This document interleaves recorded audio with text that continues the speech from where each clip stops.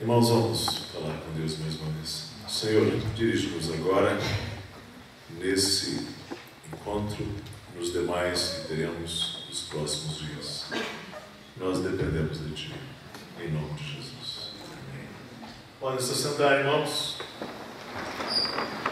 Nós queremos agradecer muito a Deus a oportunidade que nos dá de voltar a esta igreja. Estivemos aqui igual época em 2017, dos 500 anos da Record, e agora, 3 anos após, voltamos e revemos algumas fisionomias bem familiares do pastor e igreja e alguns irmãos amigos, e nós estamos muito gratos por poder estar aqui. O nosso tema nesses dias, a começar de hoje, é a história dos batistas. Esse é um assunto pelo qual tenho me dedicado já desde 1987 e pesa sobre mim ainda o fato de que em nossa família eu sou já 5ª geração de batistas. Já a minha trisavó foi batista, os meus bisavós batizaram um pouco antes de 1918 e desde então essa é um pouco da história de nossa família. E eu espero poder contribuir com os irmãos um pouco do que Deus tem me dado aos anos de seminário, depois na igreja, e espero ajudá-los nisto. E se não for de tudo completo, não é possível, o que vamos fazer aqui é um trabalho meio seletivo, porque não é possível você descrever uma história tão longa como a história dos batistas em poucos encontros, mas nós vamos tentar fazer um trabalho aqui panorâmico e eu espero que isso contribua significativamente para o entendimento dos irmãos. O que vamos fazer é o seguinte: estou me propondo hoje e amanhã nós vamos pensar um pouco sobre o que é ser batista. O que isso significa? O que é uma igreja batista? Amanhã à noite, terça de manhã, nós vamos fazer uma panorâmica da história dos batistas. Vamos passar aí por alguns lugares. E na terça noite nós vamos trabalhar um pouco do recente movimento de reforma entre os batistas. Esse é o nosso projeto. Eu espero então que os irmãos me acompanhem um pouco. Vou usar bastante essa projeção. Isso vai trazer uma característica mais de palestra à palavra de hoje à noite. O que é uma igreja batista? E o nosso propósito aqui é apresentar os históricos distintivos de uma igreja batista. Ela é uma igreja, nós somos ortodoxos, nós somos evangélicos, nós somos reformados e nós somos batistas. O que isso significa? Uma igreja batista é isto lá, uma igreja batista, reformada, evangélica e ortodoxa. Vamos colocar isso, vamos começar de baixo para cima, ok? Nós somos uma igreja ortodoxa. O que isso significa? Nos primeiros 5 séculos da igreja cristã, nós temos aquilo que é denominado de cristianismo primitivo.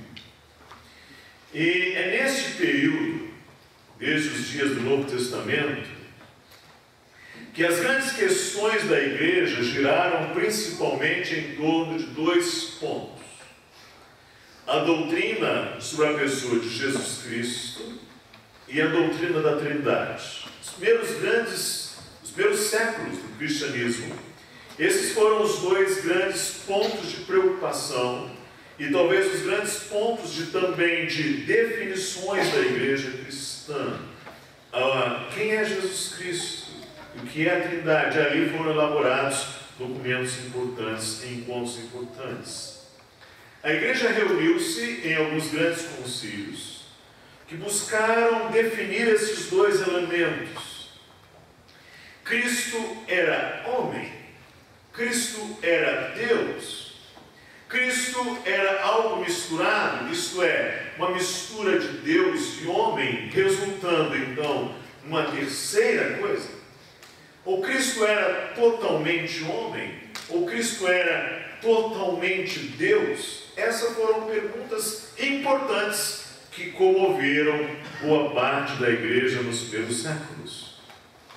Quantas naturezas Jesus Cristo possuía? Jesus Cristo era uma pessoa ou duas pessoas? E assim os primeiros credos da cristandade, que são subscritos pelas igrejas ortodoxas, em resumo expressam a convicção bíblica, e a convicção, insisto, é bíblica, de que Jesus Cristo é 100% Deus, e que Jesus Cristo é 100% homem, e que essas duas naturezas eram inteiras, completas, porém não se confundiam. Os credos também ensinam que enquanto Cristo tenha duas naturezas, a divina e a humana, ele é apenas uma pessoa. E apenas esse parágrafo que tenho aí diante de vocês, gastaram centenas de anos para que essas definições, diante do exame da Escritura, chegassem para nós. Hoje parece simples nós chegarmos a essas convicções aqui e eu fazer essa leitura em menos de 30 segundos, mas gastou-se muita energia, muitos embates, muito ajuntamento da igreja, muita consideração da igreja acerca desse assunto. Quem era Jesus Cristo? Para chegar a esta compreensão que aí está: Cristo Jesus é Deus inteiramente, homem inteiramente, duas naturezas distintas, divino e humano, que não se confundiam. E também ele tem duas naturezas, mas ele é apenas uma pessoa.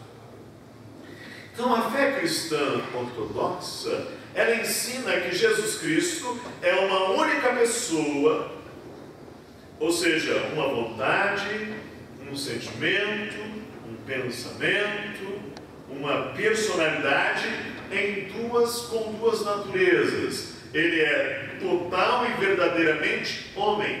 Tem fome, tem sede, tem dor, tem sangue, tem corpo.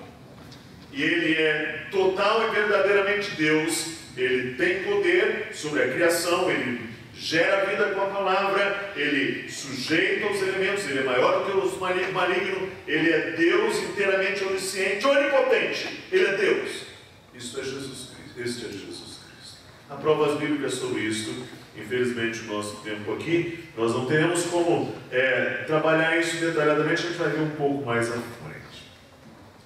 A segunda questão que a igreja se debateu nos primeiros séculos do cristianismo foi: Deus é um ou são três? É uno ou é trino? O Pai é Deus, Cristo é Deus, o Espírito Santo é Deus. São três deuses? São três pessoas? E assim, os primeiros credos da cristandade, que são subscritos pelas igrejas ortodoxas, em resumo expressam a convicção bíblica de que o Pai é Deus, que o Filho é Deus, que o Espírito Santo é Deus, e que são três pessoas distintas, porém que é um único Deus em unidade perfeita. E isso é um desafio para a nossa mente humana conciliar, porque nossas mentes humanas estão sujeitas, enquadradas a três realidades básicas, das quais nós não conseguimos escapar. Nós só conseguimos pensar na dimensão do tempo, na dimensão do espaço e na dimensão do número, e nós não conseguimos jamais articular os nossos pensamentos fora dessas três categorias. Mas ainda assim, Deus não se limita nem ao tempo, nem ao espaço, nem está enquadrado em nossos números. Deus é transcendente. Por isso a doutrina da Trindade é difícil para a nossa mente, mas não é uma impossibilidade para a nossa fé. Então, na essência, o que temos: Deus é um só, mas em 3 pessoas. Novamente eu tenho em um parágrafo, mas irmãos, não queiram imaginar quanto tempo, quanto estudo da Bíblia, quanto debate, quanto isso demandou, quanta oração isso demandou para que se chegasse a esse entendimento. E aí a gente tem esse gráfico que pode ajudar. A gente está lá em latim, que é bem antigo. O Pai não é o Filho, mas o Pai é Deus. O Filho não é o Pai, mas o Filho é Deus.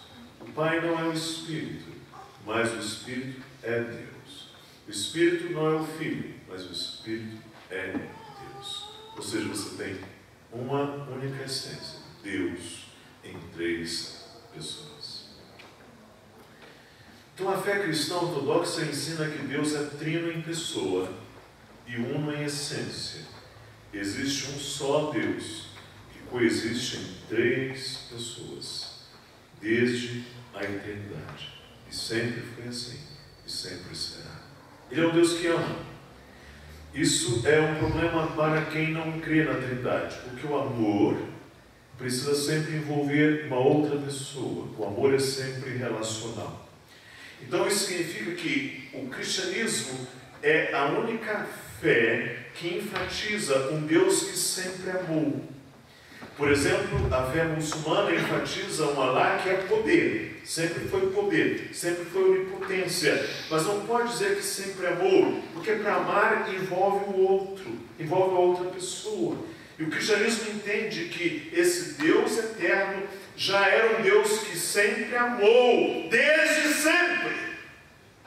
Isso é extraordinário. E é este amor que veio e transbordou na criação e na redenção.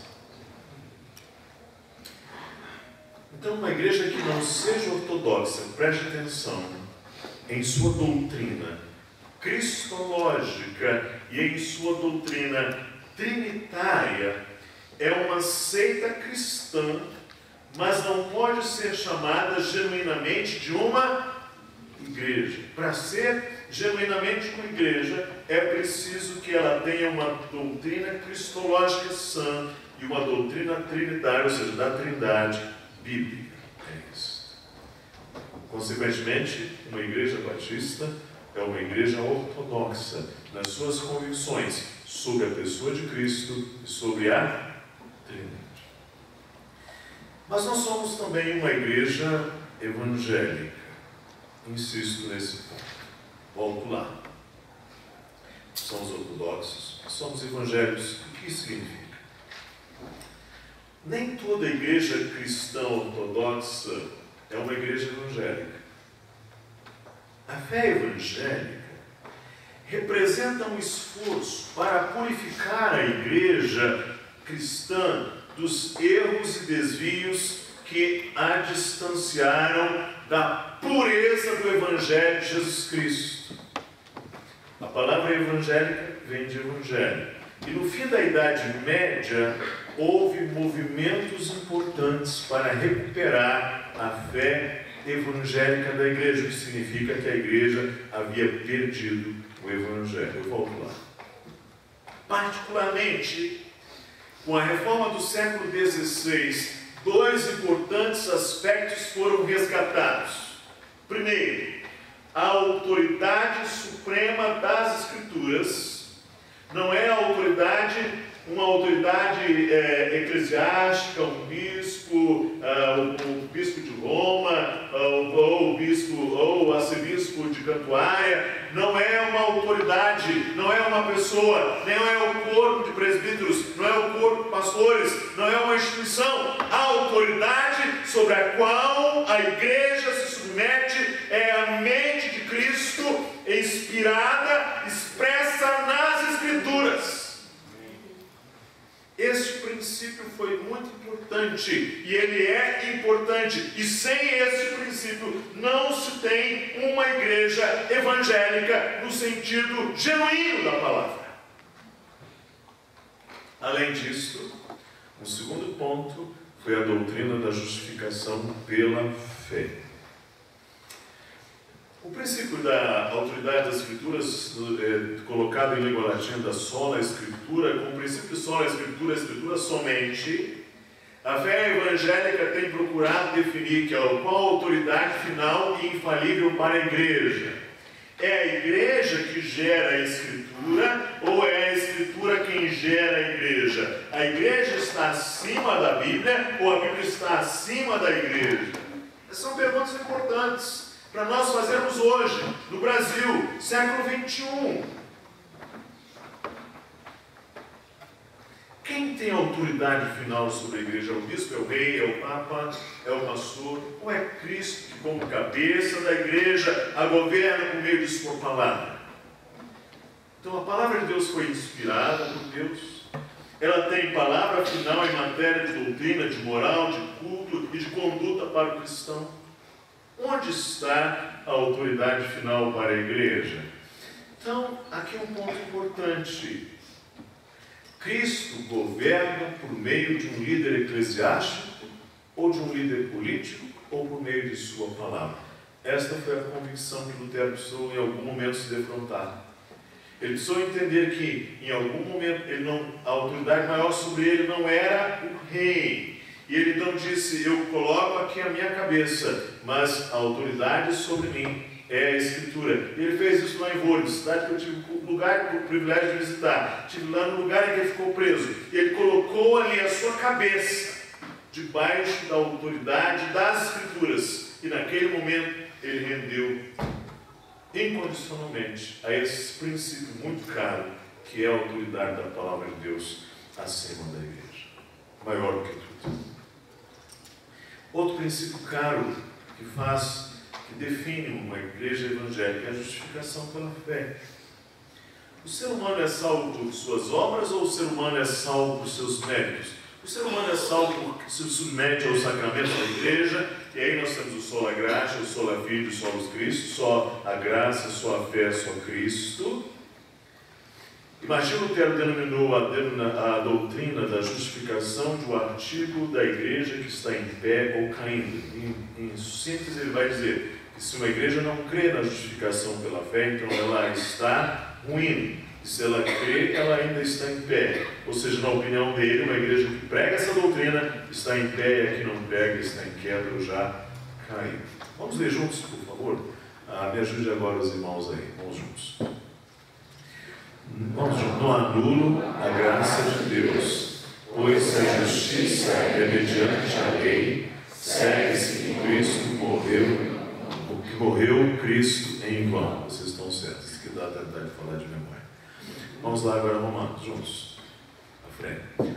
Ora, sabemos que tudo que a lei diz, aos que vivem na lei o diz, para que se cale toda a boca, e todo mundo seja culpável perante Deus, visto que ninguém será justificado diante dele por obras da lei, em razão de que pela lei vem o pleno conhecimento do pecado. Mas agora, vamos lá, sem lei, se manifestou a justiça de Deus, testemunhada pela lei e pelos profetas, justiça de Deus, mediante a fé em Jesus Cristo, para todos e sobre todos os que creem, porque não há distinção. Pois todos pecaram e carecem da glória de Deus, sendo justificados gratuitamente por sua graça, mediante a redenção que há em Cristo Jesus, a quem Deus propôs o seu sangue, com propiciação mediante a fé, para manifestar a sua justiça, por ter Deus, na sua tolerância, deixado impunes os pecados anteriormente cometidos, tendo em vista a manifestação da sua justiça no tempo presente, para ele mesmo ser justo e o justificador daquele que tem fé em Jesus. Onde, pois, a jactância foi de todo excluída? Por que lei? Das obras? Não, pelo contrário, pela lei da fé. Concluímos, pois, que o homem é justificado pela fé, independentemente das obras da lei. ler juntos comigo. Ora, ao que trabalha, o salário não é considerado como favor e como dívida, mas ao que não trabalha, porém crê naquele que justifica o ímpio, a sua fé lhe é atribuída como justiça. Isso é extraordinário. Uma igreja que não seja evangélica em sua doutrina da Escritura e em sua soteriologia, ou seja, em sua doutrina da salvação, não pode ser genuinamente chamada de uma igreja evangélica, porque o evangelho depende dessas duas realidades. Ficou claro, irmãos? Ficou? Então, uma igreja genuinamente evangélica, ela tem um compromisso com a autoridade final e infalível das Escrituras. A Bíblia é o seu recurso ao tribunal final. Uma igreja genuinamente evangélica crê que nós somos justificados mediante a fé em Cristo e que somos salvos não por causa da nossa fé ou por causa de uma justiça que passamos a ter dentro de nós. Somos salvos inteiramente, porque a justiça de Cristo nos é imputada, mas a justiça de Cristo é colocada em nossa conta. Não é algo que passamos a possuir de nós mesmos. Deus nos salva em Cristo. Então, uma igreja batista é uma igreja ortodoxa. Em segundo lugar, é uma igreja evangélica. Em terceiro lugar, é uma igreja reformada. Vamos tentar entender um pouco isso daí.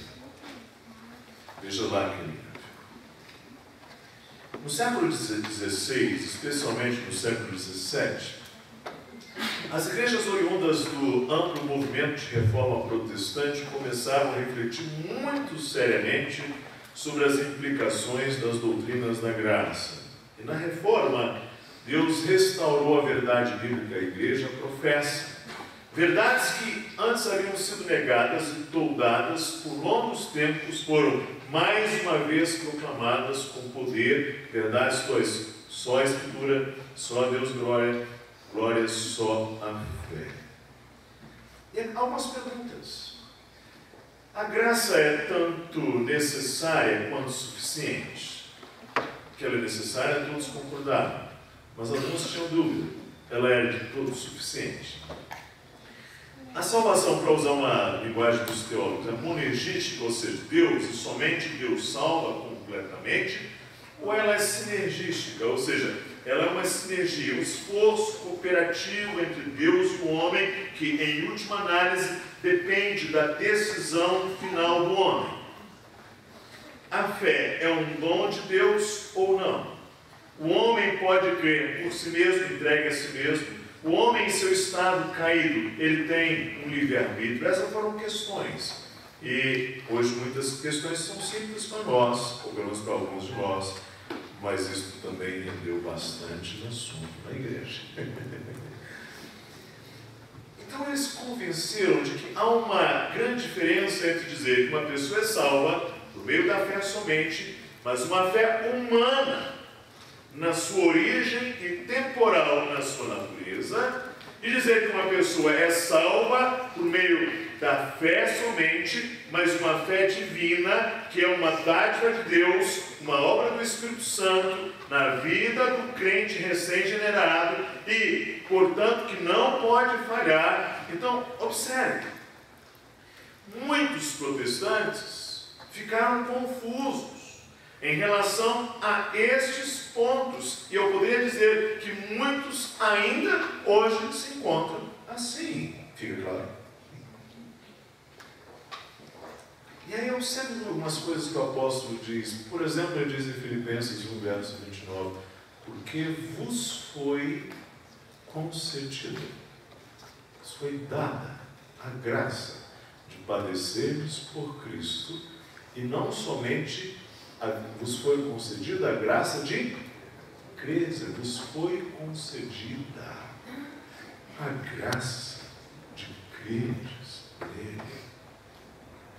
Romanos 8,32 diz, não nos dará graciosamente com ele, com Cristo, todas as coisas. Preste atenção nisso.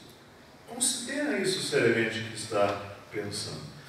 João Calvino, reformador, fez a seguinte pergunta: o que, pergunto eu, significam as seguintes expressões: sem lei se manifestou a justiça de Deus e, sendo justificados gratuitamente por sua graça e independentemente das obras da lei? Ele faz essas perguntas que também devem ser feitas por nós. Vamos ver juntos? Sabendo, contudo, que o homem não é justificado por obras da lei, e sim mediante a fé em Cristo Jesus, também temos crido em Cristo Jesus, para que fôssemos justificados pela fé em Cristo, e não por obras da lei, pois por obras da lei ninguém será justificado. Então, a fé reformada, esse é o ponto. E nós vamos falar um pouco sobre isso na terça-feira à noite. Procurou assumir as implicações necessárias e bíblicas para a doutrina da graça entre os protestantes. E a fé reformada procurou assumir as implicações da doutrina da justificação pela fé, pois entendeu que, em alguma medida, é possível afirmá-la de início, mas negá-la em suas implicações. E aí veio o sino de Lott, trouxe esses 5 pontos: depravação total, eleição incondicional, expiação limitada, chamada eficaz, ou graça, resistir, perseverança dos santos, tentando trazer as implicações deste assunto. E os 5 pontos, eles não são igual à fé reformada, mas pode-se afirmar que quando não se crê nos 5 pontos, então não se tem uma igreja historicamente reformada. Então, conclusão aí até esse momento. Uma igreja batista é uma igreja cristã ortodoxa, como se pode ver mais especificamente, em sua cristologia, em sua doutrina sobre Cristo e em sua doutrina trinitária, em sua doutrina sobre a Trindade. Uma igreja batista, em segundo lugar, é uma igreja cristã evangélica, pois afirma a autoridade final e infalível das Escrituras. Ela crê na sola Escritura e ela sustenta que a doutrina da justificação pela fé sola gratia, só a graça. E ao longo de sua história, isso aqui é importante, um notável e expressivo segmento de igrejas batistas tem sustentado a fé reformada. No coração da fé reformada estão as chamadas doutrinas da graça, tais como sumarizadas nos chamados 5 pontos. Então, a fé reformada é muito mais, porém as doutrinas da graça estão no núcleo da fé reformada. Como disse, nem todos os cristãos são ortodoxos. Nem todos os cristãos ortodoxos são evangélicos. Nem todos os evangélicos ou protestantes, de modo geral, são reformados nesses termos. A fé evangélica reformada produziu muitas confissões de fé e catecismos em que se expuseram a sua doutrina. As igrejas reformadas não estão de acordo com todos os detalhes dessas confissões, mas sustentam uma concordância na maioria dos seus principais artigos de fé. Então, se você apanhar essas 3 confissões de fé, por exemplo, a Confissão de Fé de Westminster, dos presbiterianos, de 1642, a Confissão de Fé de Savoia, dos congregacionais, de 1658, ou a Confissão de Fé Londrina, a segunda Confissão de Fé Batista Londrina, de 1689. Vamos falar um pouco dela. Se você apanhar essas 3 confissões, você vai ver que há pontos de diferença, mas há um núcleo muito grande de compreensões inteiramente idênticas, que as fazem ortodoxas, evangélicas e reformadas. Mas, e aqui está um pontinho, porque nós batistas aí somos um pouco chatos. Mas chatos não porque achamos que devemos ser, mas porque entendemos que assim é que a Bíblia nos ensina. Nós somos também uma igreja cristã evangélica batista. E o que é isso? Olha lá. Isso significa, e esse é o ponto, que é importante enfatizar a singularidade e a biblicidade da eclesiologia batista, ou seja, nós temos uma compreensão do que seja igreja quando lemos as Escrituras que nos distinguem dos demais ortodoxos, dos demais evangélicos, dos demais reformados.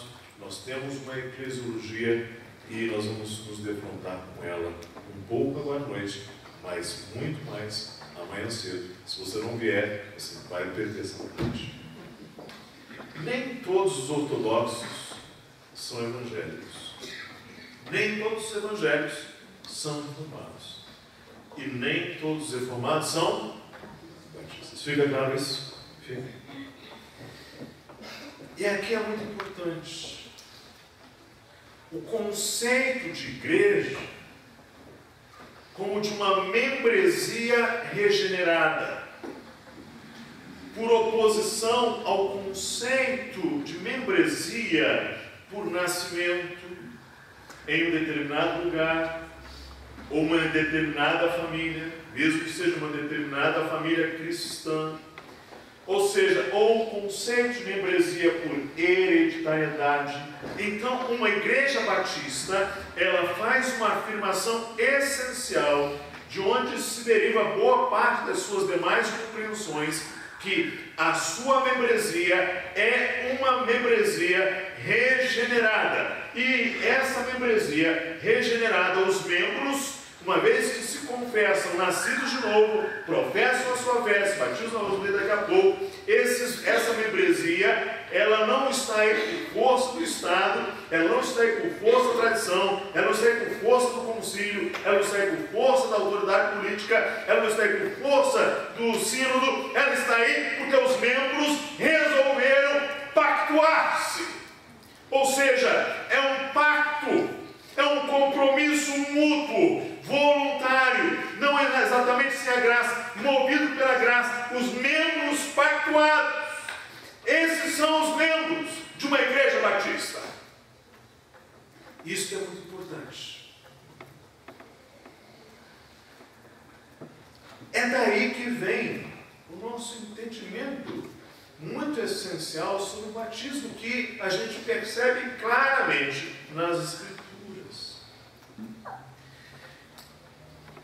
A palavra batista vem de batismo. A palavra batismo é uma transliteração do original grego, batismos, que já está lá no texto do Novo Testamento grego e também da tradução grega do Antigo Testamento, chamada Septuaginta.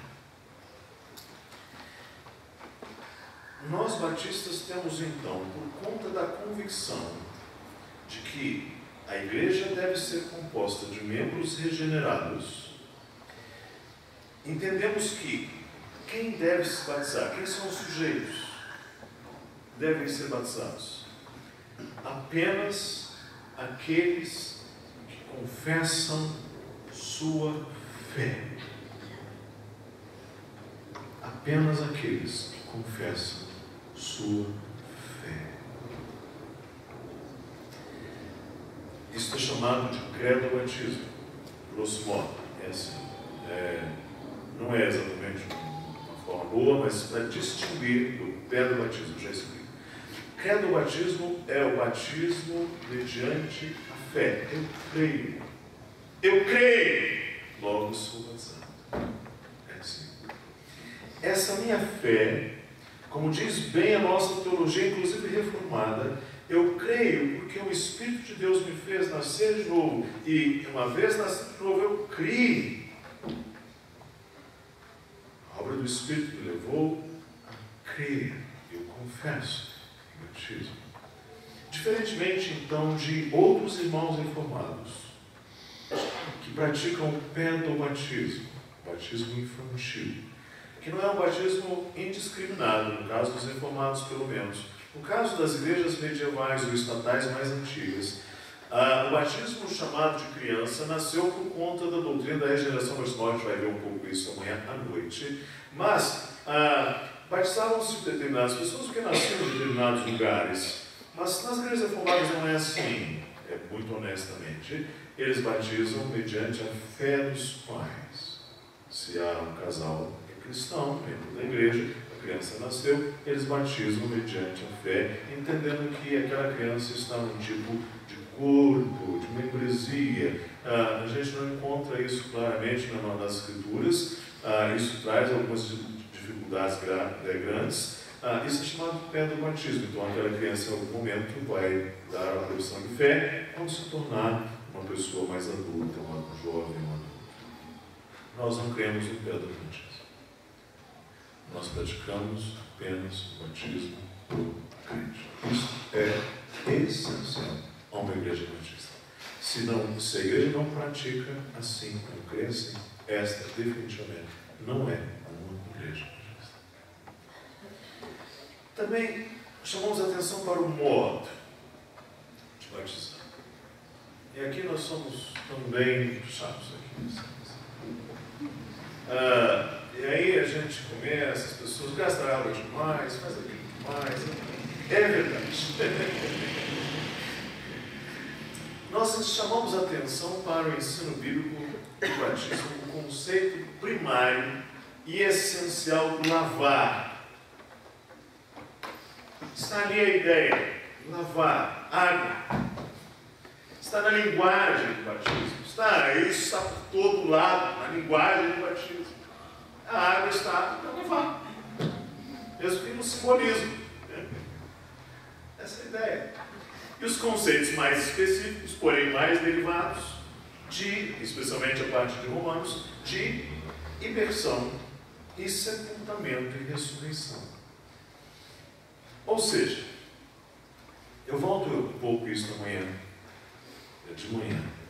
É aqui então que nós temos a ênfase batista de ser mais fiel possível ao ensino bíblico que reflita a ideia da palavra batismo, prática do batismo, não vou falar muito sobre isso hoje, também ao modo de batismo e também a compreensão de que o batismo retrata a nossa morte com Cristo, nosso sepultamento com Cristo, nossa ressurreição e nossa união espiritual com Cristo. Terceiro lugar, um aspecto muito importante então, preste atenção. Isso está nessa sequência e ela não é aleatória, ela está aí exatamente porque é assim, uma membresia regenerada de crentes batizados, professos e batizados. Então você tem um governo congregacional. Quem é que governa uma igreja batista? É o governador, é o presidente, é o líder de um sínodo, é o presidente de uma associação, de uma convenção, é o presidente de uma instituição fora da igreja. Não, as igrejas batistas se caracterizam por um governo congregacional. É a congregação local, os membros pactuados, reunidos num determinado lugar, à luz da Escritura, sujeitos à Escritura, responsáveis na sua relação com os seus líderes, os seus pastores. É ela que se governa. Mediante a iluminação que o Espírito dá aos crentes na igreja, a esse acordo, a essa concordância, a esse sentimento comum, à luz da Escritura, temos o governo congregacional. E isso significa, entretanto, que as igrejas sempre viram, as igrejas batistas, eu vou falar isso hoje, devo falar isso, destacar um pouco isso na terça de manhã. A importância da cooperação entre igrejas locais. O congregacionalismo é assim, nós somos aqui a nossa igreja e nós não temos mais nada com as outras igrejas, não. Não existe isso. Embora o governo seja congregacional, nós temos o entendimento que nós precisamos estar juntos com as igrejas do Senhor, onde quer que elas estejam, e cooperar na obra comum, que são os nossos irmãos, são igrejas do Senhor Jesus Cristo. E não é um localismo, eu vou contar essa coisa do marquismo mais à frente, que nega a realidade da igreja universal. O quarto distintivo das igrejas batistas, elas creem desde sempre na separação igreja e Estado. As duas instituições são importantes, elas têm suas esferas, elas têm suas responsabilidades, elas têm suas demandas, elas têm seus lugares, mas são instituições distintas. Durante muito tempo prevaleceu na igreja, desde os dias do imperador Constantino, uma doutrina chamada erastiana. Ora, a igreja estava unida ao Estado, estatizada, e o líder da igreja, a igreja era um braço do Estado. Entendemos que isso não é bom. Entendemos que não é assim também nas Escrituras. Entendemos a separação da igreja e Estado. E uma quinta ênfase dos batistas, desde sempre, é a sua ênfase missionária. As igrejas batistas são missionárias desde sempre. Então eu fecho minha palavra hoje, convidando você para que esteja conosco nos próximos 2 dias, para nós passarmos aqui a uma longa jornada desse povo que é ortodoxo na sua doutrina da pessoa de Cristo, da doutrina da Trindade. Estamos inteiramente à vontade com aquilo que professaram outros acerca desses 2 pontos. Nós somos evangélicos porque nós cremos na autoridade suprema da Escritura sobre o povo de Deus, mediante Cristo Jesus, e cremos na justificação pela fé somente. Nós somos reformados porque entendemos que devemos levar as implicações da doutrina da graça, as implicações bíblicas, as implicações mais prementes desse ensino, atribuindo a Deus toda a glória da nossa salvação. E nós somos batistas porque nós entendemos que a igreja do Senhor Jesus Cristo é composta de crentes regenerados que professaram a sua fé, foram batizados em nome do Pai, do Filho e do Espírito Santo. Juntos estão pactuados, não por força da tradição, da hereditariedade, da nacionalidade, do sangue, da família, mas por força da fé somente. Estamos juntos nesse corpo espiritual, pactuados, comprometidos uns com os outros, sendo cidadãos desse mundo, com as nossas demandas do Estado, diferentemente dos demonitas e outros irmãos, mas entendendo que a igreja e o Estado são diferentes, instituições diferentes, e entendendo que para o crescimento da igreja não é por nascimento, o crescimento da igreja não é por imposição de uma cultura, não é pelo batizado de uma cultura cristã. O crescimento da igreja é pela pregação da palavra em obediência à grande comissão em todo o mundo. E isso então levou os batistas a compreender a obra missionária, e isso foi característica sempre deles, que nasceu, diga-se de passagem, de sua eclesiologia, de sua doutrina da igreja. Estes somos nós. Que Deus nos abençoe a sermos mais e mais fiéis. Acho que hoje não cabe dúvidas, né? Hoje quem tem dúvida vai ter que responder amanhã, tá bom? Vem amanhã estar conosco. Amanhã nós vamos trabalhar de manhã, um pouco mais desses distintivos. E à noite, se você estiver aqui conosco, nós vamos então começar uma trajetória histórica aí, que vai trazer bastante luz sobre esses pontos que a gente vai colocar. Muito obrigado.